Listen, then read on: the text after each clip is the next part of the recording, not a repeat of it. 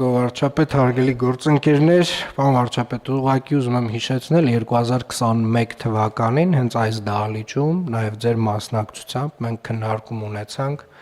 եթե չեմ սխալվում, գիտուժ նախաձեռնության հետ, ովքեր որ բարձրաձայնում էին իրապես այն ժամանակվա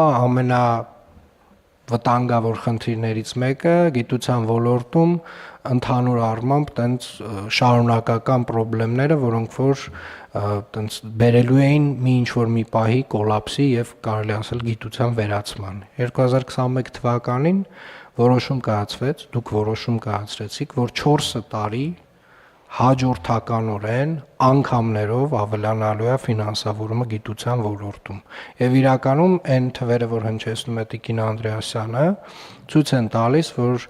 թռիչքաձև այդ փոփոխությունները տեղի են ունեցել։ Մենք կարելի ասել, տենց զրոյականին մոտ կետից հիմա ունենք դեպի զարգացում գնացող գիտություն եւ ավելացնելով նաեւ ռեսուրսները այդ ոլորտում, ես կարծում եմ ձեր դիտողությունը շատ տեղին է, որ ոլորտի մասնագետները, նամանավանդ այն մարդիկ, ովքեր որ մասնակցել են այդ քննարկումներին, ովքեր որ մեզ այս դահլիճում ցույց են տալիս, թե միջին տարիքը գիտնականի ինչքան բարձր է եւ ինչ վտանգներ կան, նրանք նվազագույնը պետք է խոսեն այս մասին։ Եվ ընդհանուր առմամբ շատ կարեւոր է, որ սա տեղի է ունեցել եւ շարունակում է տեղի ունենալ, բայց նաեւ այս արձանագրումները նույնպես կարեւոր են։ Պարոն Ավինյան, ընտրություններ են մոտենում, հեսա կխոսեն, վստահ եղեք, համեցեք։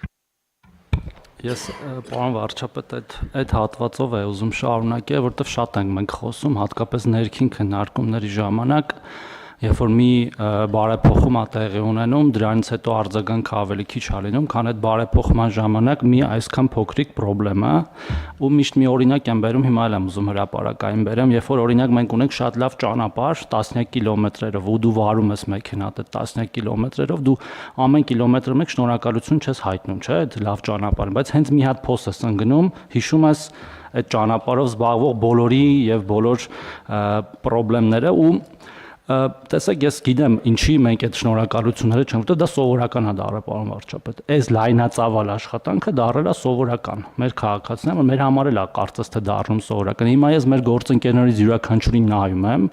ու ասեն կարող եմ այնպիսի ահռելի ծավալի աշխատանք նշել, որը այն ժամանակ, երբ որ նոր ենք այդ ամենը սկսում, դրա մի փոքր տոկոսը անեինք, մի մեծ բում էր առաջացնում, բայց հիմա օրինակ որ խոսում ենք օրինակ 300 դպրոցի մասին, չէ՞, դառնա սովորական, որտեղ իրանք արդեն դարձել են իրականություն։ Հիմա հաջորդ 300-ը ուրիշ էֆեկտ է տալու մեր քաղաքացիներին, այսինքն ինքը իհարկե լավ է եւ էլի մեծամասշտաբ է, բայց դարձել է սովորական։ Ամեն 500 կիլոմետր ճանապարհն էլ է դարձել սովորական։ Ու դա անխուսափելի է, մենք պետքա նաև դա հաշվի առնելով, իհարկե մեր առաջ էլ ավելի մեծ պլաններ դնենք ու ավելի մեծ բան առաջընթաց արձանագրենք, բայց նաև այո խոսենք եւ էլի բոլոր ասենք կամ 10,000 ամեն ամիս 10,000 ավել աշխատատեղ ենք ունենում, պատկերացնում եք չէ՞ դա ինչքան է, ասենք մի հատ քաղաք է փոքր Հայաստանում, որ սկսում է աշխատել, բայց էլի դարձել է դաժե նույնիսկ մեր համար է դարձել սովորական։ Եվ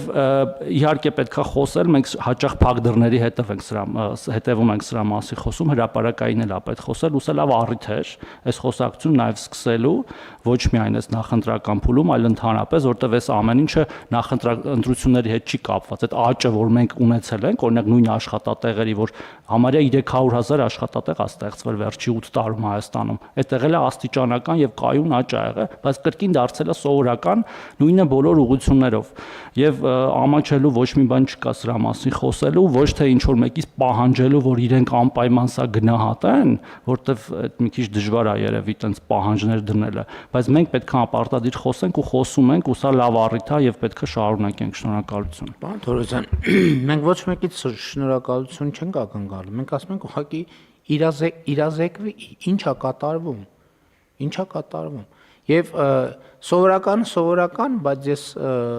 այդքան վստահ չեմ, որ մենք տեղյակ ենք, այսինքն բան ունենք, ինֆորմացիա ունենք։ Ես երեք պաշտպանության նախարարությունում նստած եմ դիմահայաց դեպի դահլիճը։ Շատ հետաքրքիր ֆենոմեն էր։ Պաշտպանության նախարարը ելույթ է ունենում եւ պատմում է ինչ է տեղի ունեցել, ոլորտում ինչ է կատարվել, ինչ է կատարվել։ Մեկ էլ սենց դահլիճին եմ նայում։ Մեկ էլ գնում եմ սենց աչքերը բան են լնում, իրար են նայում, Այսինքն նույնիսկ պաշտպանության նախարարությունը առանձնահատկությունն այնտեղ տարբեր ստորաբաժանումներ իրանց գործը դեն չեն կիսում առանձնապես կողքինի հետ, բայց այդտեղ այդ խնդիրը, այսինքն այն արձանագրումները, որ անում էր, անպայման դահլիճի մի հատվածում ինչ որ մի հատ sense շարժ էր անցնում, որովհետև ընդ որում մենք դրանց մասին կառավարության նիստում խոսել ենք, ասենք որ այն որ ռազմական համալսարանի ուսանողը գերազանցը 175,000 կրթաթոշակ է ստանում եւ այլն եւ այդպես շան։ Դուք աշխատատեղերի մասին եք խոսում։ Եթե սխալվում եմ, պարոն Հակոբյան, եթե սխալվում եմ, խնդրում եմ ինձ ուղղեք։ Հիմա օրինակ, երեք մենք Պաշտպան հայրենիաց ծրագրի մասին ենք խոսում։ Այդ աշխատատեղերը մեր տվյալներում արտացոլվում են զինված ուժերի պայմանագրային զինծառայողների։ Պայմանագրինը չեմ կարող ասել, բայց այդ կտորով այո բացում ենք, այսինքն այս աշխատեղեր ասվածը հարկային գործակալների կողմից ներկայացված հաշվետվությունների հիման վրա ձևավորված են, այսինքն մենք պետք է առանձին դրա մասին խոսենք։ Չէ, հիմա ես ուզում եմ, չէ, այդ չեմ ասում։ Ուզում եմ ասեմ ընդհանուր աշխատատեղերի թվերի մեջ դա արտահայտված է։ Կոնկրետ այդ դեպքը չեմ կարող միանշանակ ասել, բայց պաշտպանության նախարարության կտորով, այսինքն այն ինչ որ վերաբերում է գաղտնի հատվածին, այդ մասը չունենք աշխատատեղերի։ Ես ինչի համար եմ ասում, օրինակ տեսեք, նույն Պաշտպան հայրենիաց ծրագիրը, երեք ես դրա մասին խոսեցի, չնայած հասկանում եմ, որ կարող է այստեղ մի քիչ բան կա, անձնական դաշտեր մտնելու երևույթ, չգիտեմ, վստահ չեմ, կարող է։ Ես օրինակ մի ժամանակ, երբ որ Պաշտպան հայրենիաց ծրագիրը նոր էր սկսում, ատեստավորված զինծառայողների մասին պաշտպանության նախարարը իր այջում Պաշտպան հայրենիացի, ովքեր գնացել են ժամկետային զինծառայության, Պաշտպան հայրենիացի պայմանագիր են կնքել եւ հիմա ծառայում են որպես պայմանագրային եւ ծառայությունից դուրս ապրում են իրենց տանը, այսինքն գիշերը քնում են իրենց տանը, եթե այսպես ասած ծառայողական խնդիր չեն կատարում որոշակի ժամանակով։ Պաշտպանության նախարարը իր այջում դնում էր մի քանի դեպքում գերազանց ատեստավորումը անցած զինվորների մասին պատմություններ, ովքեր մոտավորապես կարոն 500, 600, 450 հազար դրամ աշխատավարձ են ստանում։ Եվ այդ ռեպորտաժներում նաև նկարագրվում էր, երևում էր այդ մարդկանց տունը եւ այլն եւ այլն։ Եվ ես մի քանի անգամ նախարարին ասել եմ այդ թեմա, վերեք առաջի անգամ բարձրաձայնեցի, վստահել չեմ, որ դա լավ է հնչում։ Բայց ես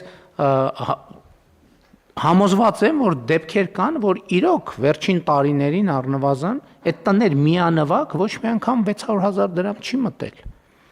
Եվ երբ որ մենք խոսում ենք այսօր ասում են, վայ, սոցիալական վիճակը եւ այլն,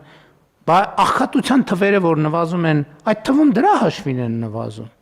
Բա այդ հիմա գնանք այդ ռեպորտաժների տները նայենք եւ հիմա գնանք այդ մարդկանց տները նայենք։ Գնանք տեսնենք, որ այդ մարդկանց բակում մեքենայա կանգնած, որ այդ մարդիկ հիպոթեկով բնակարան են ձեռք բերել եւ այլն եւ այսպես շարունակ։ Այսինքն այս ամեն ինչի մասին չի խոսվում, չի ասվում։ Բայց սա մենք պետք է արձանագրենք։ Եվ այսօր մեր բանակում շարքային կազմի բազմաթիվ զինծառայողներ կան, ովքեր ես երեք չառաջորն եմ վիճակագրությունը վերցրել 700,000 դրամից եւ ավել աշխատավարձ են ստանում շարքային, խնդրում եմ ուշադրություն դարձրեք, շարքային պայմանագրային զինծառայողը։ Նրանք ովքեր տարիներ առաջ 2018-ի դրությամբ ստանում էին 120,000 դրամ աշխատավարձ, 120, 130, լավ 180 թող ստանային։ Եվ երբ որ պարոն Ավինյանն ասում է 2021 թվականին զրոյական վիճակ ունենք, ես էլ եմ ուզում մենք արձանագրենք 2021 թվականին ինչի ունենք զրոյական վիճակ, որովհետև 21 թվականին 18 թվականից 3 տարի արդեն անցել էր, որովհետև այդ ընթացքում մենք 19 թվին էլ ենք այդ թեմայի շուրջ շատ աշխատել, բայց կոവിഡ് եւ այլն, այսինքն այդ process-ները էականորեն հետաձգվեցին։ Բայց էլ եմ ասում, իմ խոսքը բացարձակապես շնորհակալության մասին չի, իմ խոսքը իրազեկման մասին է, որովհետև երբ որ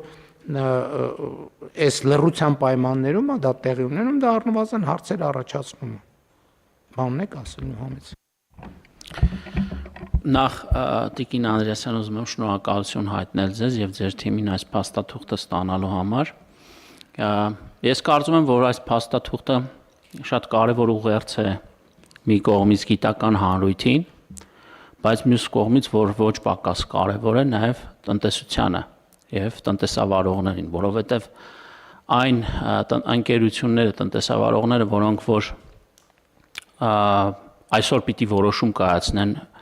վաղը իրենց product-ները առավել արդյունավետ դարձնելու համար, այս փաստաթուղթը կարծում եմ շատ կարևոր ուղերձներ է իր մեջ պարունակում, որովհետեւ հատկապես վերջին տարիներին աշխարհի տարբեր երկրներ, այդ թվում եւ մենք անընդհատ խոսում ենք գիտահեն տնտեսություն կառուցելու մեր ցանկությունների, մտադրությունների մասին, ես կարծում եմ այս փաստաթուղթը շատ տեսանելի եւ շոշափելի է դարձնում տնտեսության եւ գիտության միջև փոխկապակցվածությունը եւ ավելի է մոտեցնում դրանք իրար եւ ստեղծում է շատ պարարտ հող գիտության համար սպասարկելու տնտեսության շահերը եւ առանձնահատուկ ես կարևորում եմ այս փաստաթղթի մեջ որի առանցքում դրված է հենց գիտահետազոտական աշխատանքների եւ փորձարարական մշակումների ֆինանսավորումը եւ նոր մոդելը որտեղ մենք առանձնացրել ենք 9 զարգացման 9 փուլեր գաղափարից մինչև փորձանմուշների մինչև արտադրանքի եւ մեծ շուկաներ արտադրանքի ամբողջ ցիկլն ենք մենք կարգավորում եւ ֆինանսավորում եւ այս համատեքստում նաեւ կարեւոր է հիշեցնել օգտվելով առիթից որ արդեն իսկ մենք այստեղ ունենք որոշակի